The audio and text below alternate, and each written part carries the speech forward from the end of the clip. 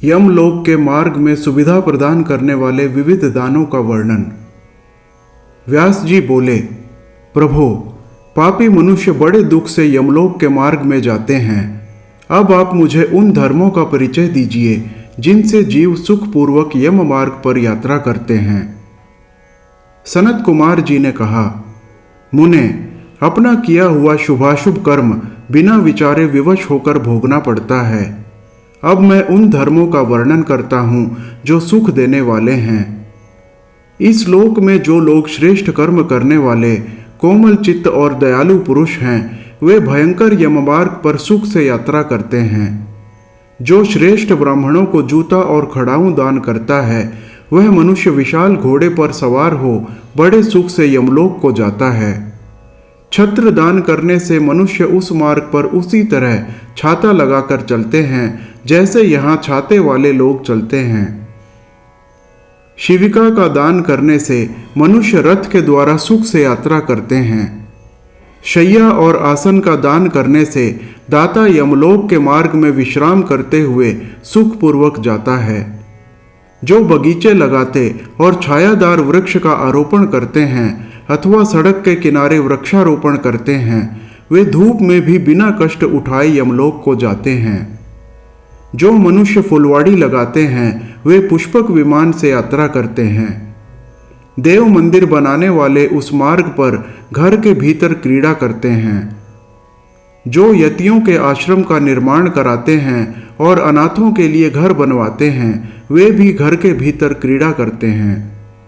जो देवता, अग्नि, गुरु, ब्राह्मण, माता और पिता की पूजा करते हैं, वे मनुष्य स्वयं ही पूजित हो अपनी इच्छा के अनुकूल मार्ग द्वारा सुख से यात्रा करते हैं।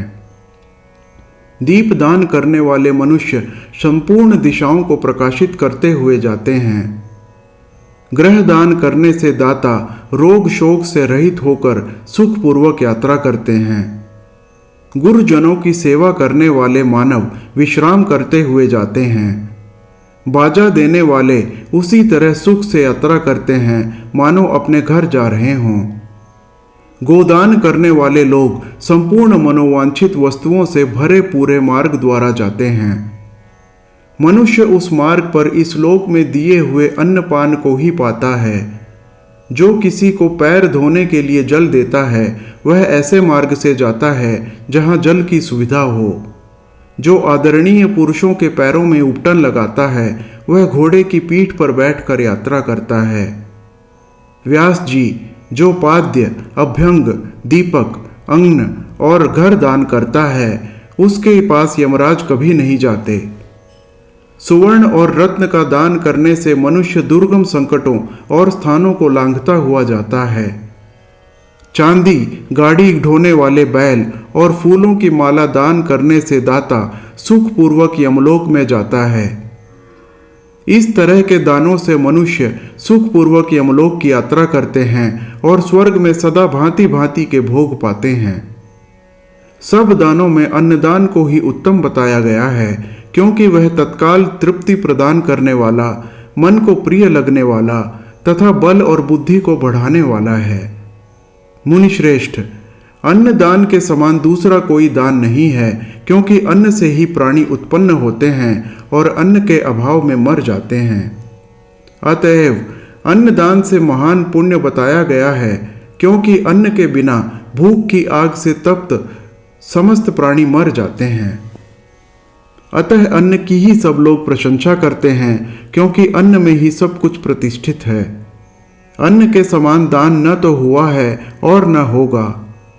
मुने, यह संपूर्ण जगत अन्न से ही धारण किया जाता है।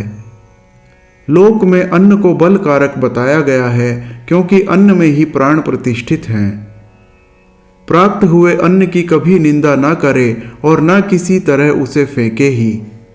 कुत्ते और चांडाल के लिए भी किया हुआ अन्नदान कभी नष्ट नहीं होता। जो मनुष्य थके मांदे और अपरिचित पथिक को अन्न देता है और देते समय कष्ट का अनुभव नहीं करता, वह समृद्धि का भागी होता है। महामुने, जो देवताओं, पितरों, ब्राह्मणों और अतिथियों को अन्न से तृप्त करता है, उसे महान पुण्य फल की प्राप्ति होती है। अन्न और जल का दान शूद्र और ब्राह्मण के लिए भी समान रूप से महत्व रखता है। अन्न की इच्छा वाले पुरुष से उसका गोत्र, शाखा, स्वाध्याय और देश नहीं पूछना चाहिए। अन्न साक्षात ब्रह्मा है, अन्न साक्षात विष्णु और शिव है। इसीलिए अन्न के समान दान न हुआ है और न होगा। जो पहले बड़ा भारी पाप करके भी पीछे अन्न का दान करने वाला हो जाता है, वह सब पापों से मुक्त होकर स्वर्ग लोक में जाता है। अन्न, जल, घोड़ा, गौ, वस्त्र, शैया, छत्र और आसन, इन 8 वस्तुओं के दान यमलोक के लिए उत्तम माने गए हैं। इस प्रकार दान विशेष से मनुष्य विमान पर बैठकर धर्मराज के नगर में जाता है, इसीलिए सबको दान करना चाहिए। महामुने, जो इस प्रसंग को सुनता अथवा श्राद्ध में ब्राह्मणों को सुनाता है, उसके पितरों को अक्षय अन्नदान प्राप्त होता है। जलदान, जलाशय निर्माण, वृक्षारोपण, सत्य भाषण और तप की महिमा। सनत कुमार जी कहते हैं, व्यास जी, जलदान सबसे श्रेष्ठ है। वह सब दानों में सदा उत्तम है, क्योंकि जल सभी जीव समुदाय को तृप्त करने वाला जीवन कहा गया है। इसीलिए बड़े स्नेह के साथ अनिवार्य रूप से प्रपादान अर्थात पौंसला चलाकर दूसरों को पानी पिलाने का प्रबंध करना चाहिए। जलाशय का निर्माण इस लोक और परलोक में भी महान आनंद की प्राप्ति कराने वाला होता है। यह सत्य है, सत्य है, इसमें संशय नहीं है।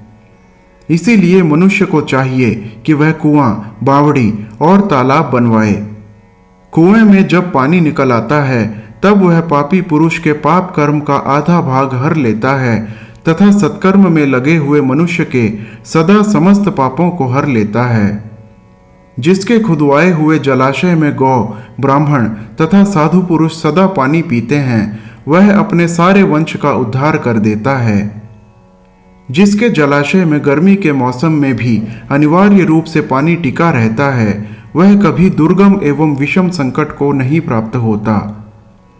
जिसके पोखरे में केवल वर्षा ऋतु में जल ठहरता है, उसे प्रतिदिन अग्निहोत्र करने का फल मिलता है, ऐसा ब्रह्मा जी का कथन है। जिसके तड़ाग में शरद काल तक जल ठहरता है, उसे सहस्त्र गोदान का फल मिलता है, इसमें संशय नहीं है। जिसके तालाब में हेमंत और शिशिर ऋतु तक पानी मौजूद रहता है, वह बहुत सी सुवर्ण मुद्राओं की दक्षिणा से युक्त यज्ञ का फल पाता है। जिसके सरोवर में वसंत और ग्रीष्म काल तक पानी बना रहता है, उसे अतिरात्र और अश्वमेध यज्ञों का फल मिलता है, ऐसा मनीषी महात्माओं का कथन है। मुनिवर व्यास, जीवों को तृप्ति प्रदान करने वाले जलाशय के उत्तम फल का वर्णन किया गया। अब वृक्ष लगाने में जो गुण हैं, उसका वर्णन सुनो। जो वीरान एवं दुर्गम स्थानों में वृक्ष लगाता है, वह अपनी बीती तथा आने वाली संपूर्ण पीढ़ियों को तार देता है। इसीलिए वृक्ष अवश्य लगाना चाहिए। ये वृक्ष लगाने वाले के पुत्र होते हैं, इसमें संशय नहीं है। वृक्ष लगाने वाला पुरुष परलोक में जाने पर अक्षय लोकों को पाता है। पोखरा खुदाने वाला, वृक्ष लगाने वाला और यज्ञ कराने वाला जो द्विज है, वह तथा दूसरे सत्यवादी पुरुष ये स्वर्ग से कभी नीचे नहीं गिरते।